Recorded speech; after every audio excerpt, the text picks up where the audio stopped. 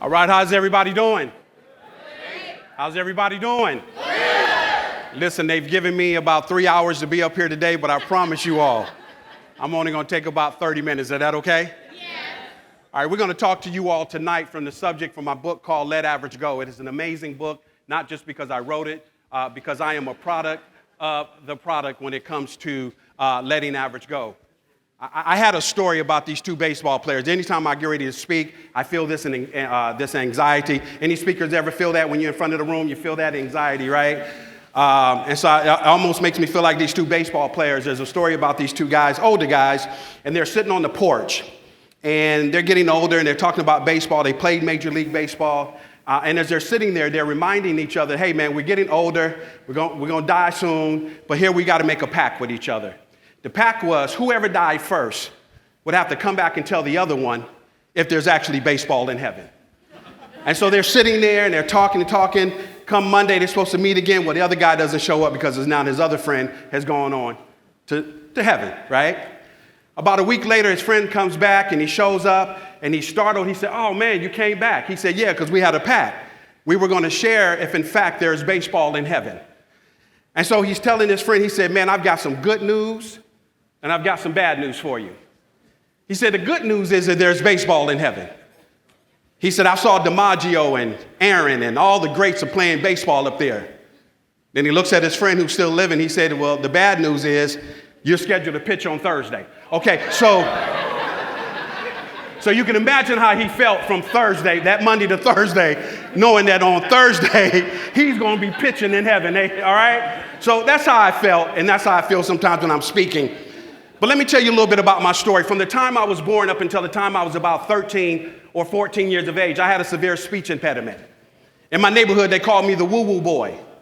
They would have my brother bring me out to the middle of the street and say, hey, Paul, get your little brother, man. We want to hear him talk. And so I would go to the middle of the street and I would start trying to talk, and I would hear stuff like, man, your brother's stupid, man. He dumb.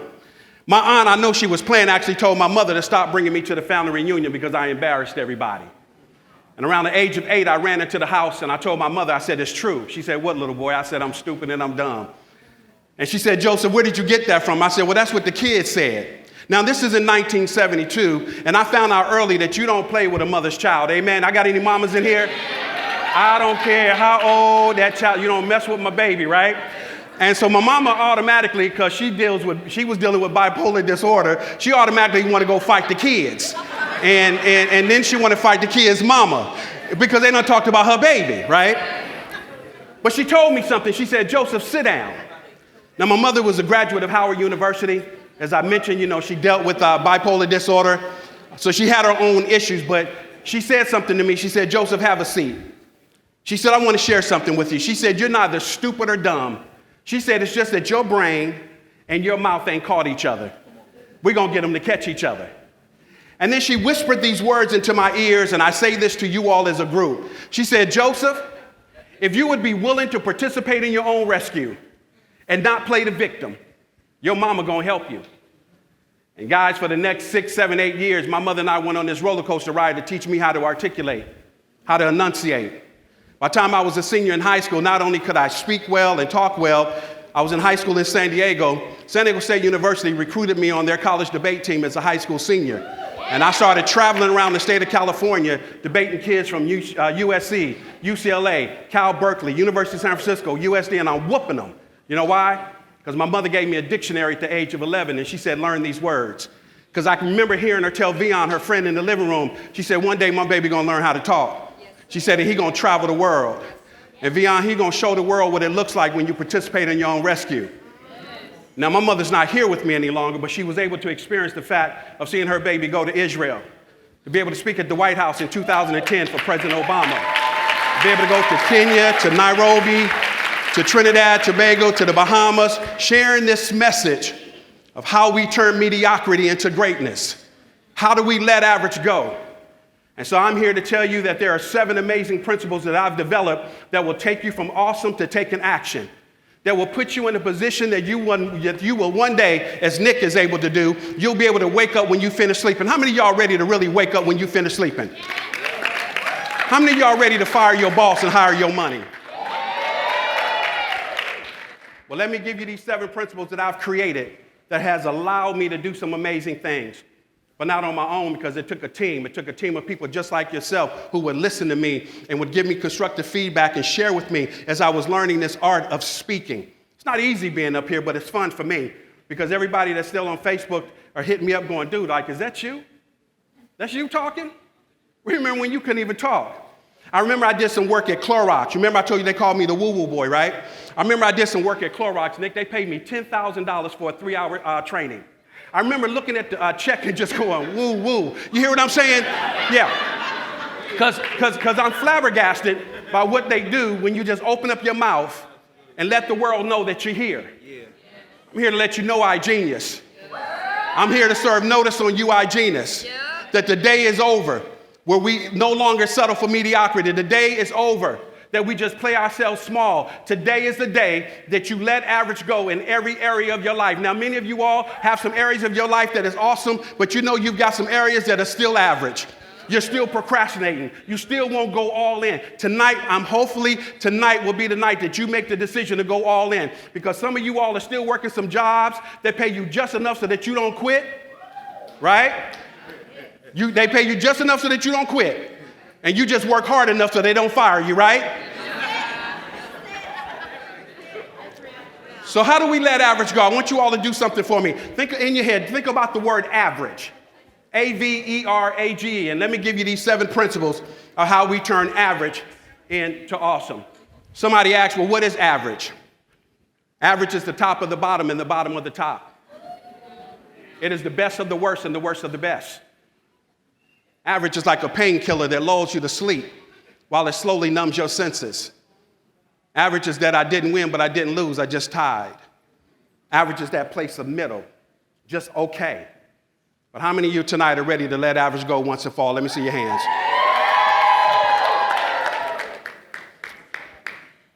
The first key to letting average go, I want you to write this down. In case you don't want to purchase the book, fine. We will have some books for sale, but I want you to write this down. The first letter in the word average is the letter A. Here's the first key to letting average go, and it is to adopt a positive attitude. Adopt a positive attitude. I know you're saying, Joe, we done heard that before, man. Everybody done know that, but you ain't heard it like this. Do you know if you take the word attitude, A-T-T-I-T-U-D-E, if you count each letter where it falls numerically in the alphabet, how many of you all know it comes out to exactly 100? The letter A is the first letter of the alphabet. The letter T is the 20th letter. Next T is 20, right? I is 9, T is 20, U is 21, D is 4, E is 5. Comes out to exactly 100. But knowledge comes out to 96. Hard work comes out to 98. So although you have tremendous knowledge and you're a hard worker, it is your attitude that's going to determine your success or your failure. Why? Because if I like you, I'm going to help you.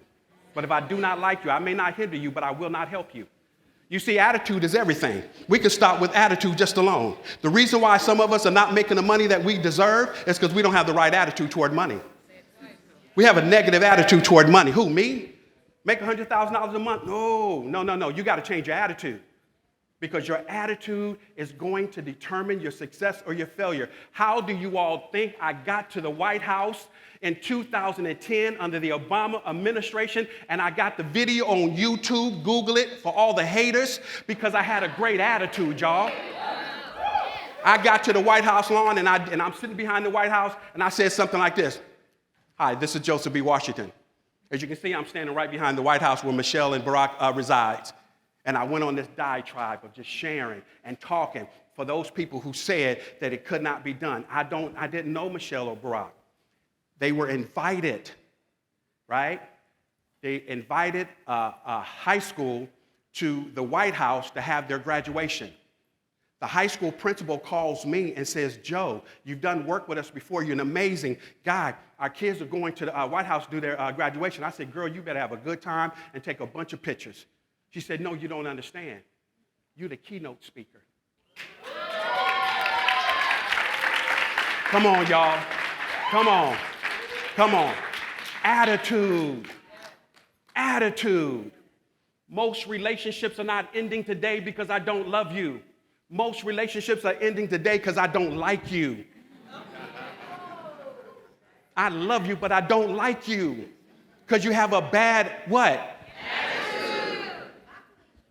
So we adopt. I love these orange hats too, by the way. I'm going to tell y'all, they rocking. So you adopt a positive attitude. The next letter in the word average is what? V. Write this down. Value your time. Value your time. Now, in the book, I do an acronym for time, T-I-M-E. And the T stands for take control of your time. The I is invest your time wisely. The M is move opposite of the crowd with your time. And then the E is invest your time in enjoying what you do every single day. Let's talk about this, because I only have a few minutes. The best thing that you can do with your time is stop giving it to somebody who you think is more deserving of it. Because when you give me your time, you've given me control of your life. Do you not know right outside this door, when you walk out here, there are a bunch of people going to be waiting, trying to control your time. They know exactly what they want to do with your life. But if you don't move opposite of the crowd with your time, I'm telling you, you're going to end up doing stuff that you do not want to do. So you've got to move opposite of the crowd with your time. You all repeat this after me. Say, average people follow crowds. Average people follow crowds. Average breakers create them. So I've coined the phrase average breakers. So if you ever hear me say that, we are average breakers. Matter of fact, I want everybody to repeat after me. Say, tonight. I can't hear you all. Tonight is the night that I've decided to break the spirit of average. I am an average breaker. All day. And I'm from D.C., so we say every day. Everybody say every day. All right now. So we value our time. Don't have time to go into it this more in the book, but we value our time. Move opposite of the crowd with your time. In fact, I just posted this. You're going to like this one. I said, because of the calling on my life, I will no longer participate in anything that feels forced, that's fake, or does not align with my purpose. I will not participate in anything else that feels forced, fake, or does not align with my purpose. There are people that are reaching out to you that want you to come to another group, want you to come to another business from here. You stay put. Because I'm telling you, here's where the gold is. Here's where it is. If you all ain't figured it out yet, you will sooner or later. There's nothing better out there when it comes to this platform than iGenius. Y'all hear me? Right? There's not a better platform. I don't care what it looks like. I don't care what it smells like. I don't care what it acts like. The proof is in the pudding. How many of you know that documentation beats conversation? And we got some folks in here earning $100,000 a month. Those are the folks you want to be around. So you got to value your time. So we adopt a positive attitude. We value our time. The letter E, get this one. The letter E is enlist the help of a mentor. You need somebody that's going to stretch you and not shrink you. You need somebody that's going to make you better and not make you bitter. You need somebody that's going to have the emotional integrity to be honest with you and say, if you keep doing what you keep doing, you're going to keep getting what you keep getting. You don't need constructive criticism. You need constructive feedback from somebody that's there or in the place where you want to be. Y'all heard that? It still come back sometime.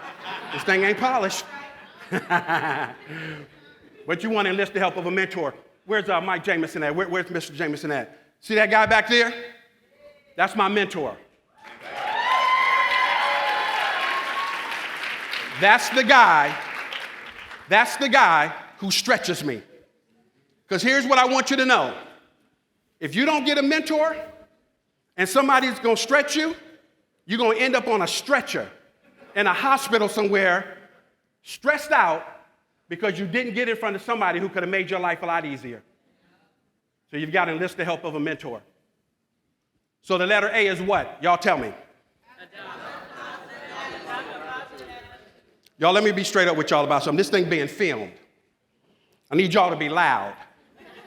So in case they don't invite me back, I got the video to prove that I was in this audience. Y'all hear me? So the letter A is what? The letter V is what? The letter E is what? And here's the letter R. You got to read, R-E-A-D, read daily. Read daily. You need to know 100% of all the information that iGenius is putting out. Any question that is asked of you, you ought to have the answer, because you know that website inside and out, you know trading inside and out, you know credit inside and out, you know 100% of your business and your information. Woe is the man or woman when I come to you and ask you about your business, you got to tell me, hold on for a minute, because I need to go ask so-and-so. No, you should have known that. Yeah. This is your money. This is your business. You know everything else. We got to know our business. And how do we do that? Read daily. Listen, man, reading stretches the imagination. I think it was Emerson who said that when our mind grows, every time we learn something new, our mind grows and it never returns back to its original proportion. The reason why I do as well as I do is because I read everything. When I went to Clorox and they said, how do you know our 8 principles? I said, sir, I learned them when I was walking in the building. You got them on the floor as a mural. I read them and gave them back to you. They thought I worked for Clorox. I simply read them on the floor. Because here's where I'm going to beat you. There are better speakers, maybe. But you won't outread me. You will not outread me. Because the man or woman who reads is the man or woman who leads. And I heard this phrase, and I'm about to tell you this is not original with me, but I heard a guy on this platform say this. Listen, the speed of the team is the speed of the leader. And the leader ought to be reading. So we adopt a positive attitude. We value our time. We enlist the help of a mentor. We read daily. What's the next A? Here it is. Write this down. Anticipate opposition because the dream killers are coming. Anticipate opposition because the dream killers are coming. And that's why it's important. I want y'all to remember this. This is why you have to avoid the company of unenthusiastic people. You got to get away from people that's always whining and complaining and murmuring and telling you that it don't take all this. Why you going to this meeting? Why you flying out there? Bruh, come on, we got no. You're not going to talk to me because listen, when them broke days come, they ain't going to be there to help you. You building your future. And for some of you all that have children or going to have children, you building for your children's children. Y'all hear me? But I will not allow haters to stop me from doing what I need to do. If I'm going to stop, it's going to be because I do it, not because you do it. I am avoiding the company of unenthusiastic people because I know there's some people that don't want to see Joseph B. Washington do well. There's people on the net right now trying to figure out how's he still talking, how he just left Kenya, been in Israel, doing all this other crazy stuff.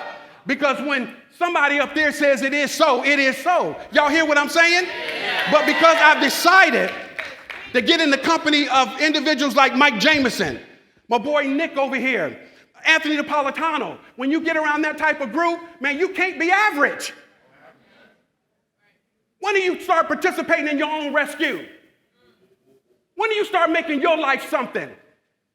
Why do we always have to live vicariously through the lives of other people, hoping and wishing that it's us? That's why we watch that show that used to come on MTV. Y'all remember Cribs? Shaq would come to the door, he'd invite him in, he'd show him his popcorn machine, his swimming pool, and what do we say, bro? We say, man, I wish I had that, man. Man, I wish that was me. It can be you. Make up your mind today and repeat this after me. Say this, the me I see, it's the me I'll be.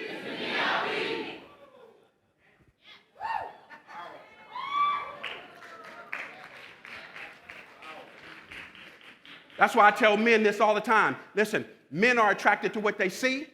Women are attracted to what they hear. You tell a woman, baby, you look good. I tell my little Guyanese queen at home, baby, you look good. Girl, and if you see my wife, you know she's fine. But I tell her, just stay fine. And I'll keep just feeding you with words. I'll just keep telling you how much I love you. I'll keep telling you how important you are to me. Because men are attracted to what they see. Women are attracted to what they hear. So, I know y'all ready for me to go. Adopt a positive attitude. Value your time. Enlist the help of a mentor. Read daily. Anticipate opposition. Here's the last two. The letter G, write this down. Guard your goals. I didn't say right. I said guard your goals. And what does a guard do? What does it say? They protect it. Which means if you try to come and harm my goals, or take my goals from you, for me it's going to be a problem, right? Why is it that we won't allow a man to steal our wallet or our money, but we'll allow a man every day to steal our goals?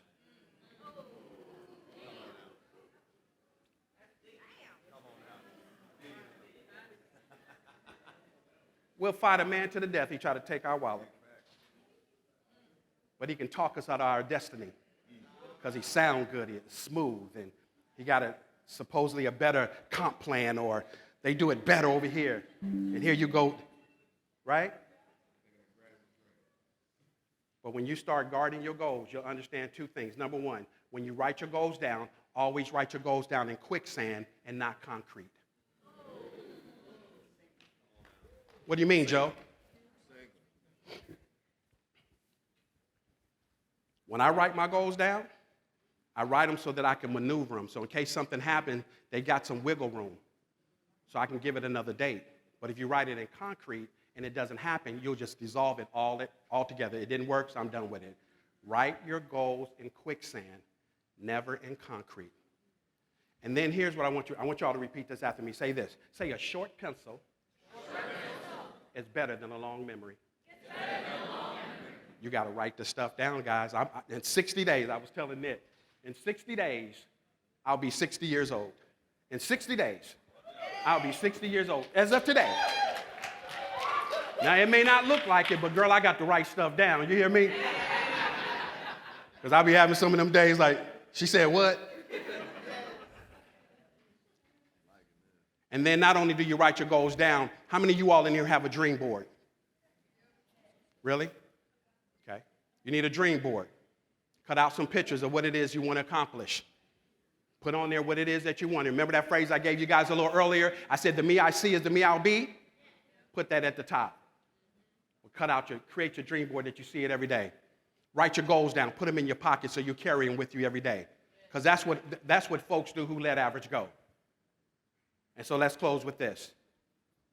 So not only do we the letter A is what now? Adopt what? We got to value our what? Enlist what? Read how often? Anticipate what? And what are we going to guard? Here's the last E. You've got to empower your belief system. You've got to empower your belief system. When I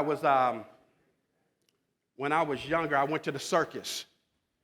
And at that circus was this elephant, little baby elephant. The trainer would take the elephant, bring the elephant out to the front. The elephant would do tricks. He would take the elephant, and the elephant would go to the back of the tent.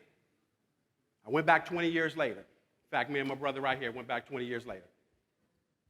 I keep picking on him because he got these huge arms. And I lost my arms about 20 years ago, and I'm trying to figure out where they at. I found them, y'all. I found my arms. So he and I go back 20 years later. That elephant is as big as this room.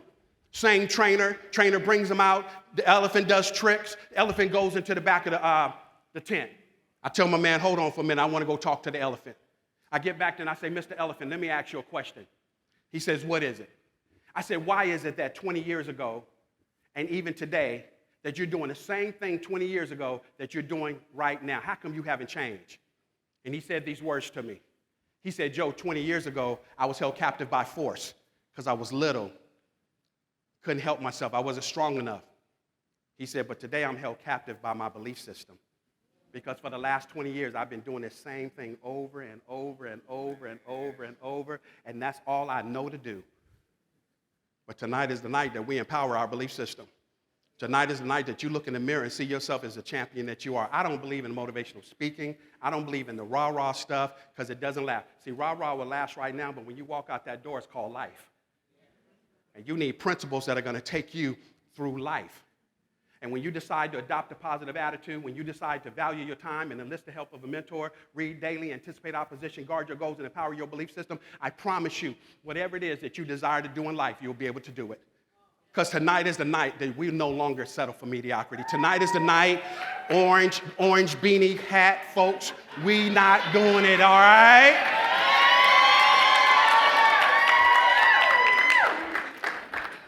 Hold on for a minute. I got something. I'm going to show you some people that allowed it in you. My folks over here, no more average. Is that right? Come on, y'all. That's what I'm saying. Now we're going to try this middle right quick. This middle. In the middle, are we letting average go here in the middle? How about over here? Are we letting it go?